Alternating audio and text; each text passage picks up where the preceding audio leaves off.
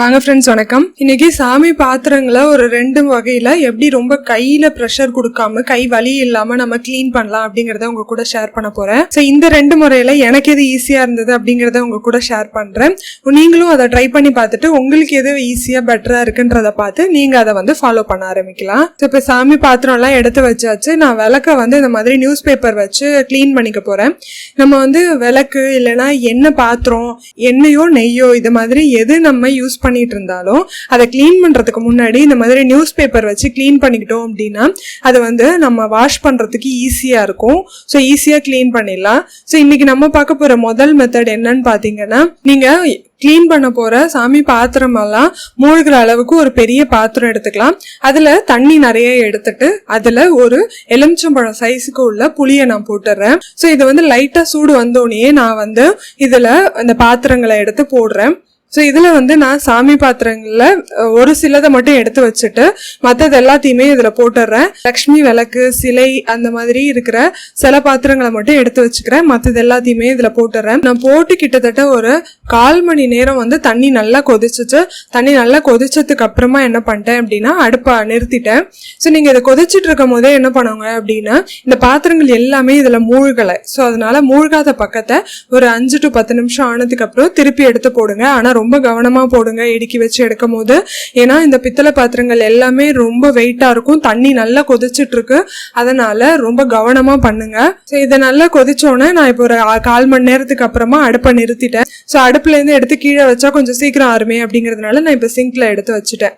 இப்போ சிங்க்ல எடுத்து வச்சதுக்கு அப்புறம் பாத்தீங்க அப்படின்னா, நான் கொஞ்சம் ஆறுனதுக்கு அப்புறமா அந்த பிளேட்லாம் எடுத்து பார்த்தா எனக்கு அந்த அளவுக்கு ஒரு பளிச்சுன்ற தன்மை வரல. அதனால நான் ஜஸ்ட் ஸ்க்ரப்பரை வச்சு மேல அப்படியே ஸ்க்ரப் பண்றேன். இதுல எந்த சோப்பு எதுவுமே யூஸ் பண்ணல. எதுவுமே யூஸ் பண்ணாம வெறும் ஸ்க்ரப்பரை வச்சு நான் கிளீன் பண்றேன். ஸோ கிளீன் பண்ணதுக்கு அப்புறமா பார்த்தா அப்படின்னா ரொம்ப நல்லா இருந்தது.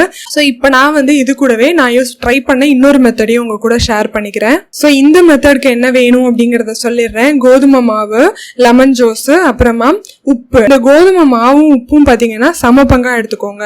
ஸோ இப்போ நான் 3 ஸ்பூன் அளவுக்கு கோதுமை மாவு, ஒரு 3 ஸ்பூன் அளவுக்கு உப்பும் போட்டுட்டு அதுல ஒரு எலுமிச்சம்பழம் அளவுக்கு எடுத்து ஊத்திருக்கேன்.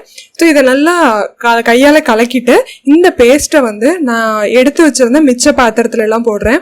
நான் இந்த மாதிரி இந்த லக்ஷ்மி விளக்கு, அதுக்கப்புறம் அந்த சிலையெல்லாம் வச்சிருந்தேன்ல, அதுல எல்லாத்துலயும் ஜஸ்ட் கையால மேல அப்படியே பேஸ்ட் தடவி விடுறேன். தடவும் போதே பாத்தீங்கன்னா சில இடத்துல எல்லாம் நல்ல கலர் மாறுச்சு. நான் கீழே வச்சிருக்க அந்த செம்பு பாத்திரம் பாத்தீங்கன்னா உங்களுக்கு நல்லா தெரியும் கலர் மாறி இருக்கிறது. நான் ஆல்ரெடி செம்பு பாத்திரம் எல்லாம் எப்படி ஒரு 5 விதமான முறையில கிளீன் பண்றதுன்னு போட்டிருப்பேன். அதுல இதே மாதிரி நம்ம லெமனும் உப்பும் சேர்த்து கலந்து பார்த்தப்போ அதோட எஃபெக்ட் எப்படி இருந்தது அப்படின்னு. ஸோ அதே மாதிரி தான் இப்போ நான் இதில் நான் எதுக்காக மெயினாக கோதுமை மாவு போட்டிருக்கோம் அப்படின்னு பார்த்தீங்கன்னா, இதில் நீங்கள் கோதுமை மாவோ இல்லைன்னா கடல மாவு, மைதா மாவு இது இருந்ததுன்னா நீங்கள் இதில் எது வேணால் யூஸ் பண்ணிக்கலாம். இப்போ நான் இது யூஸ் பண்ணாமல் கூட நீங்கள் வெறுமனே லெமன் ஜூஸையும் கல்லுப்பையும் சேர்த்து கூட நீங்கள் கலந்து கிளீன் பண்ணிக்கலாம். ஆனால் இது மேலே இந்த மாதிரி பேஸ்ட் மாதிரி படியணும் அப்படின்னா அதில் மாவு இருந்ததுன்னா ஈஸியாக படியும் இல்லையா? அதனால இப்போ நம்ம அந்த மாவையும் கலந்து போட்டிருக்கோம். பார்த்தீங்கன்னா இதை நான் ஒரு 10 நிமிஷம் கிட்ட ஊற வச்சுட்டேன். ஸோ நீங்க 10 to 15 நிமிஷம் ஊற வச்சு பாருங்க. இதை ஊற வச்சதுக்கு அப்புறமும் பாத்தீங்கன்னா நான் வேற ஒரு பாத்திரத்தை எடுத்து ஜஸ்ட் கழுவி பார்த்தேன். ஆனா எனக்கு அந்த அளவுக்கு இதுலயும் அப்படியே ரொம்ப பிரைட்டான ஒரு கலர் வந்துச்சா அப்படின்னு கேட்டீங்கன்னா கண்டிப்பா இல்ல. ஸோ இதுலயும் நான் என்ன பண்ணேன் அப்படின்னா, லைட்டா வெறுமனே ஸ்க்ரப்பரை வச்சு மேல லைட்டா தான் தேய்ச்சேன். நான் எதுவும் ரொம்ப ப்ரெஷர் கொடுத்து எதுவுமே தேய்க்கல. ஸோ பாத்தீங்கன்னா இப்படிதான் இருக்கு. நீங்க இதுல பார்த்தாலே உங்களுக்கு தெரியும். நேர்ல பார்க்கும்போது நல்ல கலர் நல்லாவே தெரிஞ்சிச்சு. அப்புறம் இன்னொரு விஷயமும் நான் சொல்லிடுறேன். இந்த விளக்குல, இந்த சிலையில எல்லாத்துலயுமே ரொம்ப அந்த கர்வ் இருக்கும், வளைவுகள் நிறைய இருக்கும். ஸோ அந்த இடத்துல எல்லாம் பாத்தீங்கன்னா லைட்டா அந்த கருப்பு கலர் இருக்கும். ஸோ அந்த கலர்லாம் இதுல எனக்கு போகலை. ஸோ நான் இந்த விளக்கு என்ன பண்ணேன் அப்படின்னா, அந்த புளி தண்ணி இருந்ததுல அதுலயே கொஞ்சம் நேரம் ஊற வச்சு பார்த்தேன். அதுக்கப்புறம் கொஞ்சமா போச்சு. பட் நிறைய போச்சா அப்படின்னு கேட்டீங்கன்னா கண்டிப்பா இல்லை. ஆனா ஓரளவுக்கு போச்சு. நீங்க என்னதான் ரொம்ப ப்ரெஷர் கொடுத்து தேய்ச்சாலும் போகாத கரைகள் இந்த 2 மெத்தட்லயுமே நல்லா போகுது.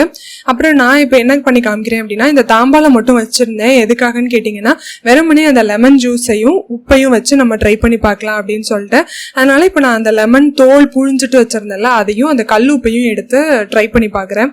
ஸோ அதுல போடும் போது என்னாச்சு அப்படின்னா நல்லாவே கலர் சேஞ்சஸ் தெரிஞ்சிச்சு. ஆனா இதுல நீங்க கொஞ்சம் அழுத்தம் கொடுத்து தேய்க்கணும். லைட்டா இப்படி மேலே அப்படி தேய்ச்சா வராது, கொஞ்சம் கையில் வந்து ப்ரெஷர் கொடுத்து தேய்க்கிற அளவுக்கு தான் இருக்குது இது. பட் இதோட ரிசல்ட்டும் ரொம்ப நல்லா இருக்கு.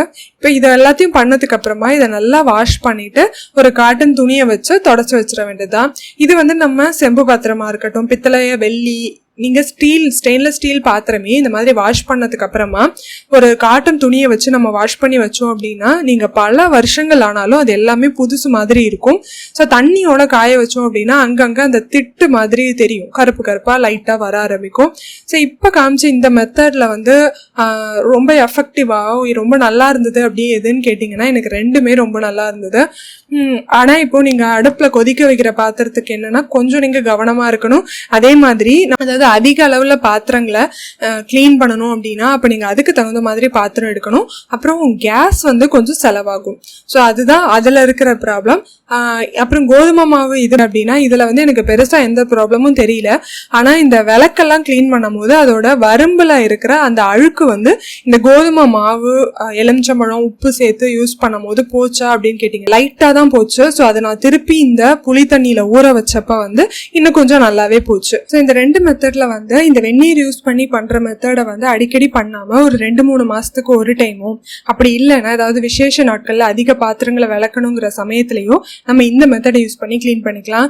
மற்ற டைம்ல வந்து கோதுமை மாவு, உப்பு, லெமன் ஜூஸ் யூஸ் பண்ணி பண்ணோம்ல அந்த மெத்தடை யூஸ் பண்ணி கிளீன் பண்ணிக்கலாம்.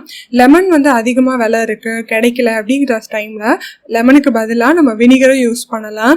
ஸோ நம்ம வாரம் கிளீன் பண்ணுவோம் இல்லையா பூஜை ஜாமா, அந்த சமயத்தில் நம்ம இந்த மெத்தடை யூஸ் பண்ணி கிளீன் பண்ணிக்கிறது நல்லது. ஏன்னா அடிக்கடி நம்ம வந்து சுடு தண்ணியில இந்த பாத்திரங்களை போட்டு கொதிக்க வைக்கிறத அவாய்ட் பண்ணிக்கலாம்.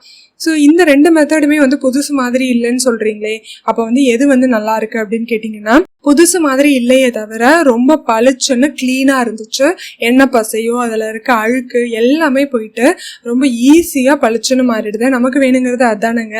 ஸோ அதனால இந்த ரெண்டுமே வந்து எனக்கு ரொம்ப பிடிச்சிருந்த மெத்தடு. ஸோ இது ரெண்டு மெத்தட்லேயுமே வந்து நீங்கள் ட்ரை பண்ணி பார்த்துட்டு உங்களுக்கு எந்த மெத்தட் வந்து யூஸ்ஃபுல்லாக இருந்துச்சு, ரொம்ப கஷ்டப்படாமல் ரொம்ப ஈஸியாக க்ளீன் பண்ணுற மாதிரி எந்த மெத்தட் இருந்தது அப்படிங்கிறத மறக்காமல் எனக்கு கமெண்ட்ஸில் ஷேர் பண்ணுங்கள்.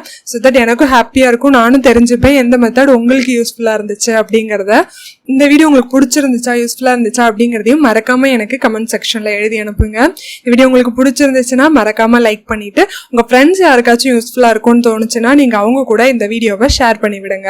நான் உங்களை இன்னொரு வீடியோவில் வந்து மீட் பண்ணுறேன். அது வரைக்கும் பை பை.